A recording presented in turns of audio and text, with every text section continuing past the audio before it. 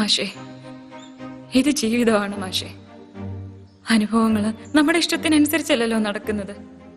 ഒരിക്കൽ എന്നെ സ്നേഹിച്ചതുകൊണ്ട് താളം തെറ്റിയതാ മാഷിന്റെ ജീവിതം. ആ ജീവിതം ഞാൻ മാഷിന് തിരിച്ചു തരട്ടെ. എനിക്കും ജനിച്ചിട്ട് അച്ഛനെ കാണാത്ത മോനും ഒരു ജീവിതം തരാമോ?